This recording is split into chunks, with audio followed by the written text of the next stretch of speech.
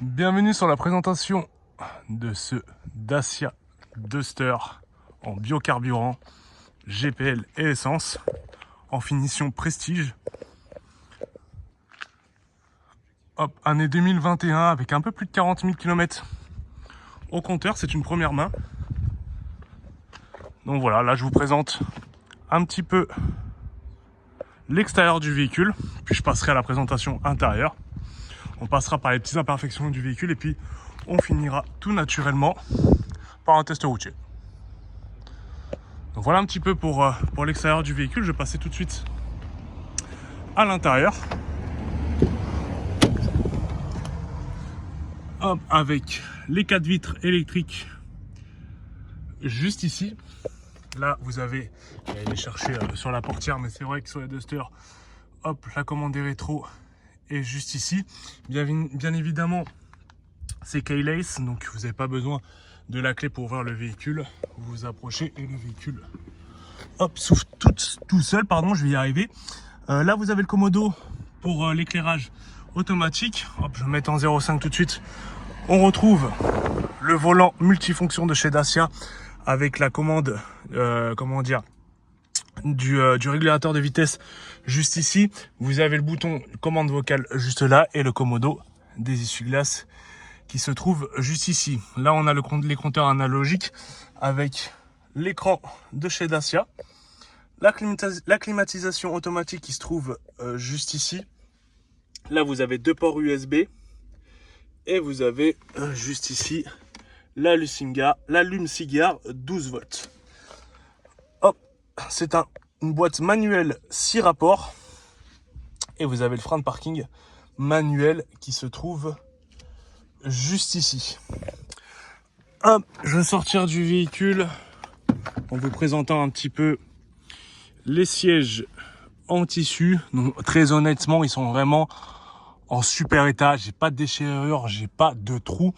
Voilà, ce que vous voyez, c'est même pas de l'usure, c'est vraiment uniquement des auréoles et avec un nettoyage bien profond. Très honnêtement, ça part directement. Pareil pour le siège passager. La même chose. Donc là, on voit quelques taches blanches, mais avec, comme je l'ai dit, avec un nettoyage bien profond, ça part immédiatement. Il n'y a aucun souci là-dessus. Donc là, au niveau des sièges arrière, à part ces légères traces, mais c'est aussi de la saleté. Et ces petites traces là aussi, c'est aussi de la saleté. Voilà, un nettoyage bien profond, comme je l'ai dit. Bon, je me répète beaucoup, mais ça suffira amplement pour retrouver un habitacle presque comme neuf. C'est beaucoup de poussière, comme ici. Là, on retrouve aussi les 2 petits ports USB qui se trouvent juste ici pour les personnes à l'arrière. Hop, je vais commencer par le flanc gauche au niveau des imperfections. Donc, première petite imperfection, je sais pas si c'est une... Oui, donc là, même pas, je crois que c'est de la saleté. Exactement, vous voyez, j'allais vous dire qu'il y a une rayure, mais là, ça part et ça part, voilà, ça doit être un petit peu... je sais pas ce qui a pu se déposer ici, en tout cas, tout ça, c'est de la saleté, c'est pas une rayure. Hop, les 4 jantes, de toute façon, vous les trouverez en gros plan. Donc là, je vais vérifier chaque...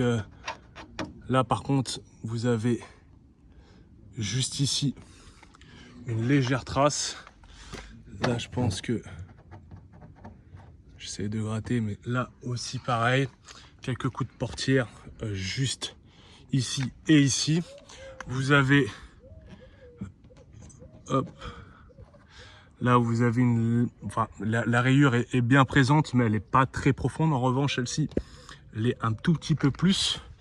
Là, pareil, des coups de portière. De toute façon, ici en Ile-de-France, on y a le droit souvent. Là, pareil, là, vous avez quelques rayures moyennement profondes juste ici et juste ici. Là, je ne sais pas si c'est de la saleté. Non, là, c'est très minime, mais vous avez quand même une imperfection. Juste là, au niveau du pare-choc arrière, j'essaye de trouver. Là, l'avantage, la descente, vous n'avez pas vraiment de descente de coffre, vu que le haillon est assez grand, donc ça tombe directement sur les plastiques. Donc sur le plastique, sur le plastique. Juste au niveau d'ici, vous avez pas mal d'imperfections, mais voilà, ça reste du plastique, c'est pas de la carrosserie. Donc bon, si vous êtes vraiment méticuleux et maniaque, vous pouvez le faire changer, mais bon, très honnêtement, je vois pas l'intérêt, mais vous pouvez le faire et ça sera pas forcément au même prix qu'un élément carrosserie. Là, je sais pas ce que c'est, mais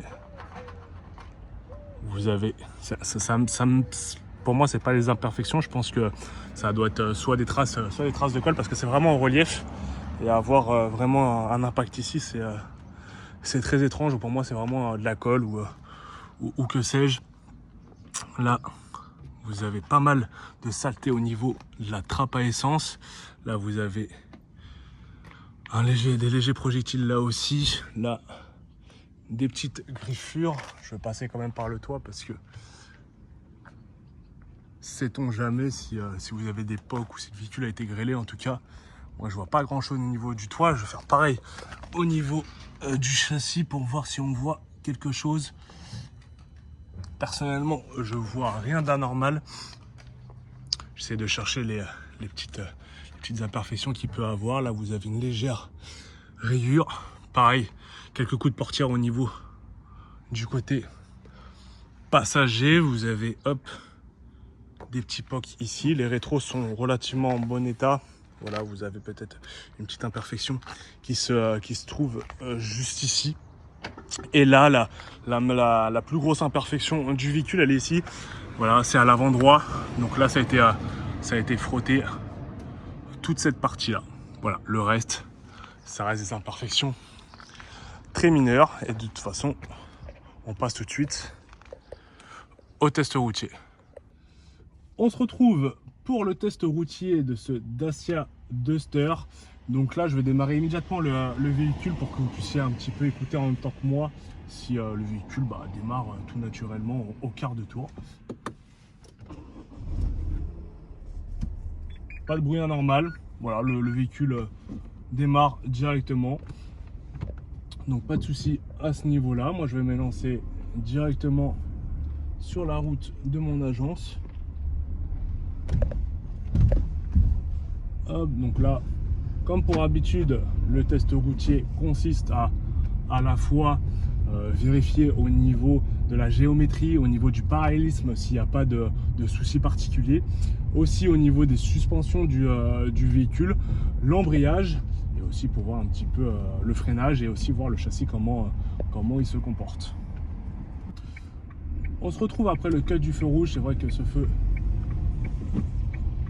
est un petit peu long, donc ça vous évite de patienter un petit peu pour rien. Donc là, je vais me lancer directement sur l'avenue principale de la ville et je vais lâcher totalement le volant en étant un petit peu à environ 40-50 km/h. Donc voilà, là je suis à 40-45 km/h, je lâche totalement le volant, le véhicule tire tout droit, j'ai rien à dire au niveau du parallélisme ou au niveau de la géométrie. Là, on va enchaîner avec les 3 dodanes. Je vais me taire totalement au passage des dodanes pour que vous puissiez écouter en même temps.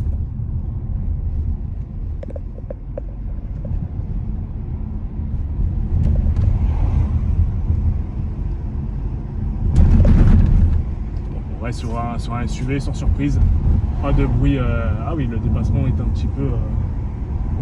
J'allais dire pas de bruit suspect, rien d'anormal. En tout cas, voilà, très confortable. On reste sur un SUV quand même. Là, ça va nous permettre d'effectuer un petit freinage d'urgence. Très honnêtement, le véhicule freine très bien. J'ai pas de bruit suspect, j'ai pas de bruit de métal au niveau des disques ou autre. Le véhicule freine très bien. On n'est pas quand même sur un poids très élevé, mais quand même, très honnêtement, j'ai rien à dire au niveau du freinage. Là, je vais essayer de tester un petit peu l'embrayage. J'ai pas de véhicule juste derrière moi, non, parfait. Je vais me mettre en sous-régime. Hop, on est à 12-13 km/h. Et puis on va appuyer. Très honnêtement, rien à dire. Je vais prendre un petit peu de vitesse sur la 2. Je vais pousser un petit peu ma 2, passer ma 3. Très honnêtement, j'ai rien à dire sur le véhicule. Le véhicule, franchement, en termes de couple, il a ce qu'il faut pour le gabarit. Moi, j'ai rien à dire. J'ai eu des véhicules qui étaient un peu plus en difficulté, comment dire, en sous-régime sur la montée sur cette montée-là, sur la même montée. Très honnêtement, j'ai rien à dire. Là, je me taire aussi pour les Dodan pour que vous puissiez réécouter. Et là, si la circulation nous le permet, je vais mettre un petit peu en contrainte le châssis. Parfait. Normalement, j'ai un peu d'espace. Hop. Rouler un peu d'une manière dynamique. Très honnêtement, j'ai rien à dire. Franchement, ce véhicule, que ce soit en termes de confort ou en termes de maniabilité, on reste sur quand même un SUV de petits gabarits, donc forcément on n'en attend pas moins, mais c'est toujours cool de pouvoir tester et de s'en rendre compte soi-même. En tout cas, si vous avez la moindre question, moi c'était Alexandre d'Icars Concept de Pontchartrain. Je suis joignable au 07 44 41 69 21 et sur ce merveilleux temps, je vous souhaite une très bonne journée.